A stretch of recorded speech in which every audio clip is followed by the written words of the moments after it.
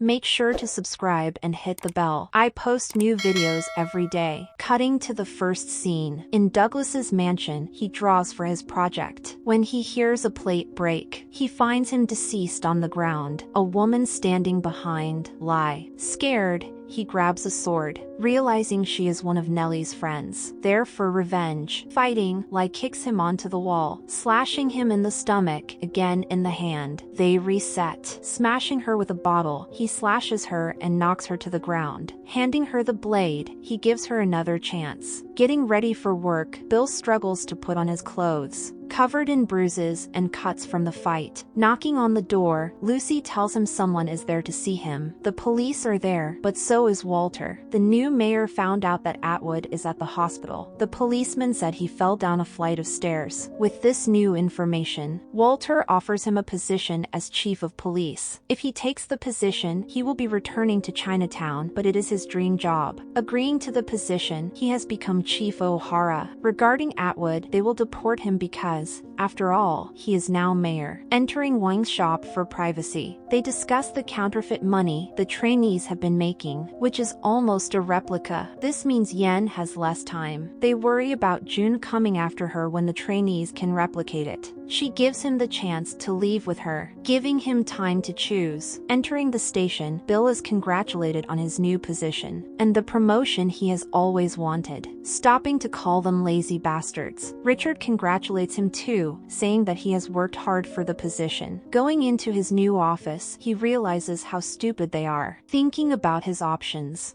Toy sheds some light on the situation if Yen escapes. The Tong will come after her, but if they both escape, the Tongs will come after both of them. Saying that he doesn't belong in the Hopway, he decides to find a new path in life. Applauding the idea, Toy says that he should find himself because he never really fit in with the Hopway. Drinking tea. Guards protect Mai Ling. Someone approaches. She needs protection from Li Yong, stopping him from getting close. Mai suggests talking at a different time, when he isn't angry. Suffocating the guard, he sets the example, but decides to release him. Proceeding, he rubs her face, saying that he wouldn't hurt her. Throwing his longsy uniform and leaving. Going downstairs, Toy is greeted. Lai is dead, her body parts amputated. Douglas left her in front of Nellie's house. She thinks of ways to enact revenge. Hammers clanking on a railroad construction site. Chinese laborers are placing metal and filing it. Walking across the tracks, Dan and Douglas discuss the steel prices, asking for Douglas to start hiring Irish people because he started a campaign so that Irish people could eat. Knowing that Walter will have to sign for the Exclusion Act and remove all the Chinese, but Douglas has Walter in his pocket, he won't be able to hire Irish because it isn't cheap enough.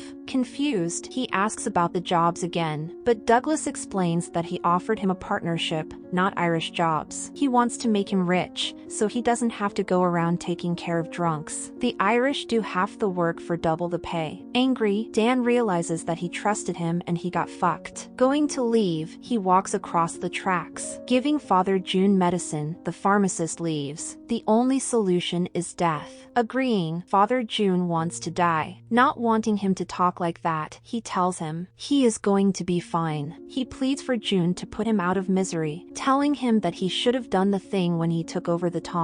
To gain his respect, he needs to kill him. Telling his father he loves him, he slices his neck. In a flagrant festival, Marcel and Hong are enjoying each other's company when a waiter spills a drink. Going to get a refill, Hong runs into a white man that tries and hit on him, but he recognizes him as the white cop that raided them. Choking him, he smashes him with a bottle. He rushes out. Chasing after him, Marcel asks, "What is wrong?" Explaining that in there they are free. Saying that he is a white cop, he is free already. Leaving, he tells Marcel to live in the real world, because whenever they escape, it is a fantasy. They have broken up, leaving Hong to stand there alone. Going into the bar, Dan is still frustrated, asking Connor about how his freedom is. He invites him to a new job for the night. They blow up the railroad. Returning home, Yen finds the place ransacked. Her father is disappointed, even saying that she has disgraced the family. Knowing that she is lying, Richard brings out the counterfeit money.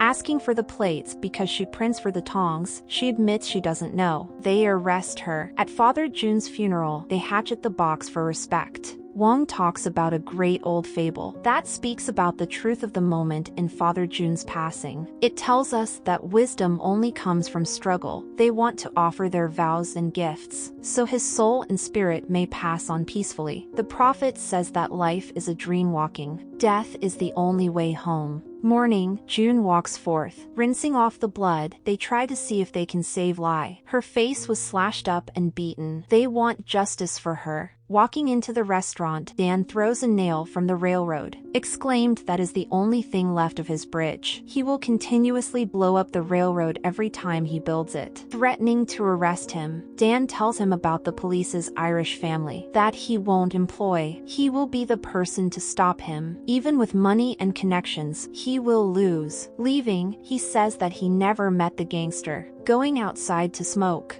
finds out they took Yenmi because she was printing counterfeit bills for them. Going to the police station, Bill questions what he is doing.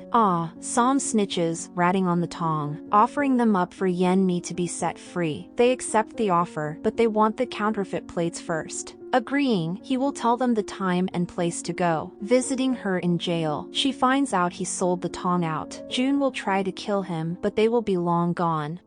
Sam is going to leave with her. When she is released, she is to leave for the train station, where he will wait for her. They can go anywhere beyond that. They are free. Sharing a kiss. Wandering around, Hong feels lost without Marcel. He sings in a big top for wealthy folk to listen to. Hong coming back to listen. Finishing up his set, he walks off. Away from Hong, handing a bag to Wang. He asks him to hold it for him for the day. Looking through the bag of cash and train tickets, he assumes he won't see him or Yenmi again after it. But Wang wants to know the truth. He admits that Yen got arrested. Realizing that it's bad for everyone, he hesitates to help. But promises it won't affect him, alluding to the fact that he made a deal with the Secret Service. He wants him to stay clear of the ice factory where they store the plates. It will be filled with cops. Wang wonders if she is worth blowing up the Hopway, but knows she is. Accepting, saying that if he's late, Wang is keeping it. Leaving, he turns back to thank Wang, but he wants the goodbye tomorrow when he gets the bag. Going back to Hopway headquarters, they are sharing drinks over Father Jun's passing. Knowing Father Jun is looking over them for everything they do and the future too. Jun admits that Hong has a boyfriend, but he doesn't anymore after that night.